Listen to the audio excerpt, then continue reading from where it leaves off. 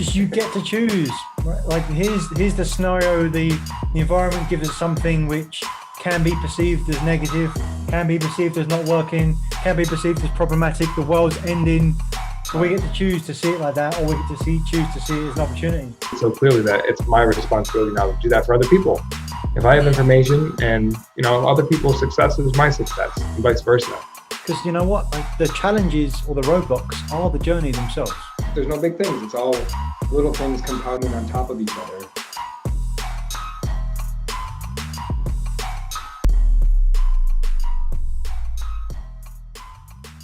Welcome back. Rewiring Coach Podcast. Simple secrets of the successful. And we're cranking through the episodes here, Coach. We just said some numbers. We're up to lots and lots of them right now. I think this is 170. Wow. It's a lot of conversations. How's your breath doing? I'm glad there's a few breaks in between. I'd be fresh out of air otherwise. We're recording this as we're getting towards Halloween here, and I talk about this time of year often, make jokes about my family. My girls love Halloween. My wife loves it. As soon as it hits Halloween, it's basically the new year because it's Halloween, and then it's my oldest birthday, my wife's birthday, then it's Thanksgiving, then we're in December, and so on and so forth. And the whole time it's planning with clients for winning the most important quarter of the year. Because right now, Q4 is the most important quarter of the year because we want to not only win the quarter, we want to win the year. And then we take that same energy into the next year, next quarter. And so I think of it like that, a lot of stuff going on. And it's also a time of year where you get oftentimes invited most out to events, parties, and like things to perhaps challenge your focus. And I got an invitation to go smoke a cigar last week, and I was thinking about that, thinking about you, and I was thinking about your non-drinking journey, and I haven't asked you about that for a while and where your distinctions were, so I'd love to get an update on that if you be open to sharing here, or whatever you might be open to sharing. Yeah, sure. So I have eclipsed officially the 2-year mark of my sobriety, I guess is what you call it. I always hesitate to say that word because I don't know. That's usually what people jump to. Oh, you had a problem, or we've talked about that before. But yeah, 2 years, 2 years sober, 2 years without alcohol, 2 years with only sniffing red wine occasionally. There's something about the smell, that's for sure. Whiskey and wine, they smell fantastic. Mm-hmm. Not so much. All right. But in you, is it just that? I mean, there was a couple of things as you were going through that first year of reflections of did it for a specific reason, it just carried on going, you felt good about it. And I remember at a certain point there was a reflection like I'm not seeing the value from it anymore, so what's the point? And then the next level was where it was good again. And I don't know where we left off from that. And so I suppose my expectation is that the cycles are quicker at the front and then they start to spread out more and then they eventually just can dissipate. Is that where you are now? Like, any distinctions to share? Yeah, I think we had talked about it being the new normal, right? So it's less evident what the benefits are, although I enjoy the benefits every day of a clearer mind, of less hangover recovery time, of I don't know, just feeling ultimately better. Now there's other things.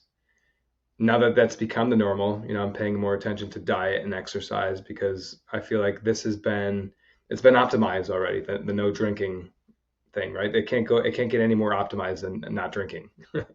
And I've done that for 2 years in a row now. So it's interesting, right? It's if you think of like a linear path, right? I've already arrived at the end of that, like the highest potential of what it could be, I guess is how I'm making sense of it. When, you're in a challenge or you're only a couple weeks into sobriety, there's still the excitement of like, oh, there's more exponential return coming here. And I'm not sure, if anything, it's the fear. I don't know if fear is the right word, but fear of going back, right? I'll lose that. I'll retract back on the progress that I've made. My streak will be over. I can't say 3 years next year if I drink something. So that's kind of how I think of it now. Yeah, I think that was the same as before, right? Like it becomes now, the streak becomes so big that it's a focus in itself. It's a goal in itself. The continual attainment is the thing. I suppose it's like being a champion, a UFC champion or something. You know, it's like one thing getting to the belt, another thing keeping it. Yeah. What keeps you there? Yeah, what keeps you there, right? It's like, because what Mm. else can you attain? You're already at the top. Yeah, that's a great distinction. Yeah, and now that we've talked through that a little bit, what I another thing I've liked is when I'm in those social settings to where if I didn't have the commitment of like I'm not a drinker, I'm not drinking, it's very easy to succumb with, oh, like everybody else is doing it, right? I attended a hockey party. You know, I played in a tournament a couple weeks ago where you know, this is the party tournament, so everybody shows up the night before to get checked in, and you go out and you just like go have fun, go party. I attended the party, but it was easy for me to share. Like I don't drink, like I'm good. So it takes the decision making out. It's kind of like Steve Jobs wearing the same black turtleneck every day. He doesn't have to think Yeah, about it. So I don't have to think about my decision whether or not I'm drinking. and that's what you just leave it. No, I don't drink.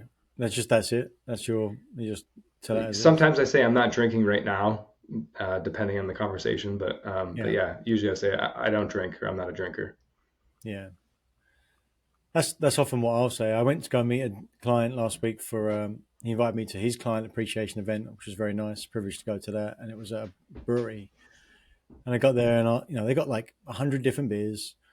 And I said, "Have you got any non-alcoholic beers?" No, we haven't. And then I told my client when he came over that I was looking for non-alcoholic beers, and he just got like he looked like a little bit worried, like 'cause he cares. He's like, "Oh, like I'm sorry." And I went home and told my wife, like my intention was pure. Like I didn't intend to have any beers. And she's like, "Well, why don't you just have like fizzy water or something? Like soda water or something?" I was like, I didn't even think about it. Didn't even cross my mind. It was either the non-alcoholic beer or the beer. Like that was it. And so, like, interesting how like the extent of the belief was limited. Right, I wasn't clear. I wasn't zoomed out all the way. I had it was clear in my piece, but it wasn't clear in the whole picture. Mm. So I thought that was really, really intriguing as well.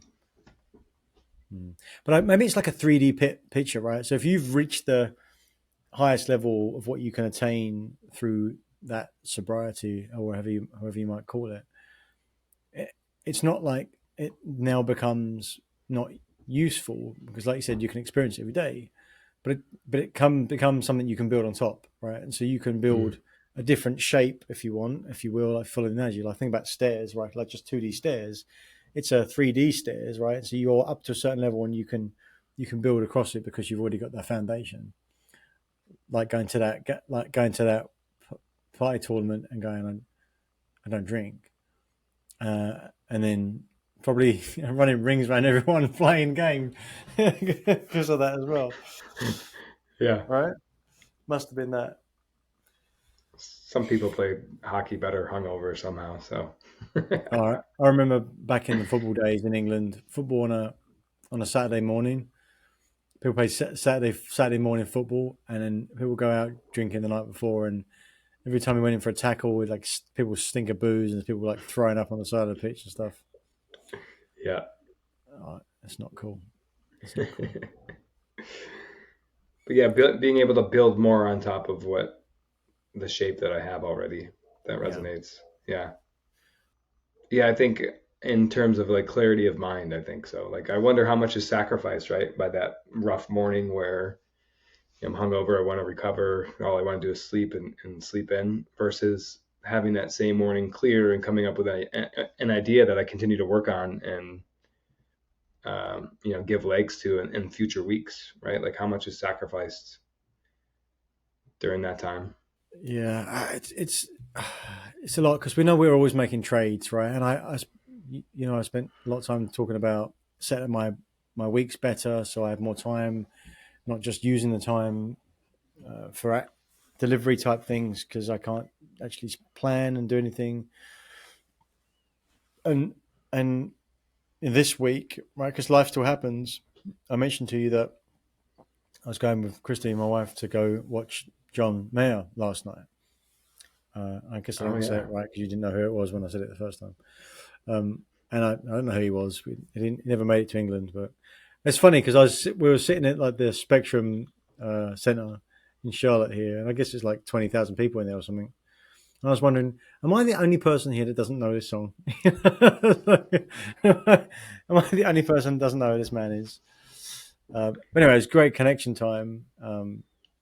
But trades to make, right? Because the guy didn't start singing until 9 o'clock, and Mm. I'm normally fast asleep by 9:30. And my mornings and days are set up such that I can utilize the morning before I start working with clients. But this morning I didn't get to sleep until like 11:30 last night, and up at 6. And it's like, man, I'm just wiped. Mm. And drinking or no drinking, like there's trades that we make in our life week on week that we can't, such that we can't utilize what we set up. And it's something that often comes up with clients is when we're looking at ideal weeks, realizing that ideal week is an aspiration to work towards, because no 2 weeks are the same. And especially working with high performers where there's often traveling, there's family stuff. It's not often that you get a full 5 days just sitting available to crank out strategic work or delivery items. There's usually something else happening: a trip there, travel there, have vacation, a holiday, someone coming in, someone being out. So it's creating the best version of it, but knowing you should play in what's actually available. So use Mm. another sports analogy. UFC, they train 12 weeks camp to go fight, and there's always like a little injury they've got. Like there's a bunch of little injuries they deal with. And the idea is not to get to the fight like with zero injuries. It's just like to manage them. Like do Mm. the best that you can. Like ideally, yeah, no injuries would be fantastic. I'm sure there are a lot of fighters do show up like that because they've got different levels of rest, but it's playing with what you've got to the best version of that outcome. Little trades. So, what was the trade that you made? This morning, Just with the I, with the situation in general. Yeah. so the trade I made was that I on a Tuesday I don't have my first call until 10, which means I've got after the girls are up, I've got from say 7:30, 8 o'clock until 10 in order I can do strategic time, I can do journaling time, I can work on the business. But I traded an hour of that for another. I went back to bed after the girls woke up, Mm. so I had an extra hour of sleep. It was a trade. Gotcha. It was a good trade. I'll make it again for sure. Yeah. But still, like if I look at the week, I can look at I didn't get to use the time I'd set out, but I did get time with my wife last night, which I wouldn't have got anyway. Which is essentially the whole point of doing any of this other stuff, is to spend time with her, and the Yeah. girls. Which is the most important thing. Yeah, Yeah. and so Did the playing the with girls those. went too? No, Okay. didn't. But I did see some kids there, which was surprising to me actually. Quite a lot of people there. How does your wife feel about you not knowing who John Mayer is? Did she give you a hard time? It's probably that he's come up like a few times over the years, and each time he's come up, I said, I don't know who this person is. And then it's like, what you've been talking about him for years? What are you talking about? It's like, I don't know who he is. Like, it's because it's like just pop culture. Like it's just references here and there. I don't know what it is, but I don't know. Mm. She's much more into music than I am anyway. Overall, so it's always like a little bit of bone of contention Yeah. because yeah, many more things she knows. I just like the concept of trading because I think I don't know. Some of the trades we're intentional about. Others we discover about ourselves. I think I'm in more of that discovery process of like I'd rather not be doing this. Like what decision have I made to be doing this right now versus something that I know can be more productive or more can get me to my more desired results more quickly. I'm kind Yeah, of experimenting with that phase right now because there's a lot of things that take up the time or the attention or I think I'm having more and more clarity with that. And I think I mentioned off camera in recent days, like my tolerance is less for putting up with stuff like that. Like I just don't want to do it anymore. I want to live more in alignment with what I want to do. and what I'm good at. What would you say is the biggest thing that's led you to the association that you've been putting up with too many things, or your level of tolerance is? Why is it your level of tolerance is changing? I think I would attribute that to the self work that I do a lot of journaling and asking questions. I just cracked the book, What to Say When Talking to Yourself. I think that's the right book title. We'll have Rob flash up a quick graphic of that book. But just this concept that our brain is wired in certain ways, and if we want to be more successful, we know the path. We know the if you were to write it down on paper, I need to do these things, and for some reason we don't do it, or we don't do it as efficiently as we could. And it's because our brain is wired a certain way, and until that is overridden, only then can we make progress. So I've been working on the rewiring of the brain, and it's more than just like affirmations or repeating things that I want. It's like tracing the wires back to where they first began and understanding why they're there and releasing them, and then reigniting them to a different part of my brain that is more empowering to me. So I would attribute that to the self work that I'm doing, I think. And I've seen flashes of the impact that I can have, the fun that I have, the amount of laughter I have when I'm living more in alignment with the things that I know I should be doing. And therefore the juxtaposition is like even more acute of like doing something like that versus something that I'm either running through the motions with or feel like I'm obligated to do, versus something that really gives me joy.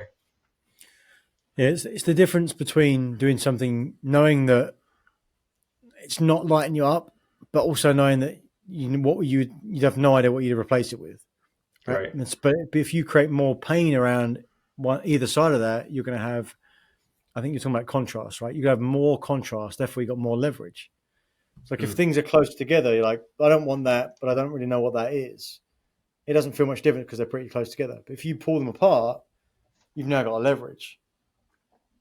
And so you've noticed the fact that I can feel a different way when I'm doing whatever it is I'm doing, and I want that, and so therefore it's more noticeable when you haven't got it. And then you start like, that's the place I feel like when I'm most alive is that spot, and I always get scared in that place because I feel like I'm worried I forget it. That's the feeling that I got when I first decided to get to coaching because I didn't want to forget it. Mm. And because you want to rig the game to be in that space. Like it's the comfort zone, right? Because when you're not there, you're in a comfort zone. Mm. And most dangerous thing about a comfort zone is you don't know you're in a comfort zone. Yes. Yeah. And so that's been this awakening through the self work of like, Awesome. there's a higher place of pleasure that I could get to. Yeah. And pleasure just in terms of like the pain versus pleasure model, that where the comfort zone sits in the middle. Yeah. Mm-hmm. Yeah. Ultimate satisfaction and fulfillment is available. It's like, oh, now I can see what a version of it might look like as well.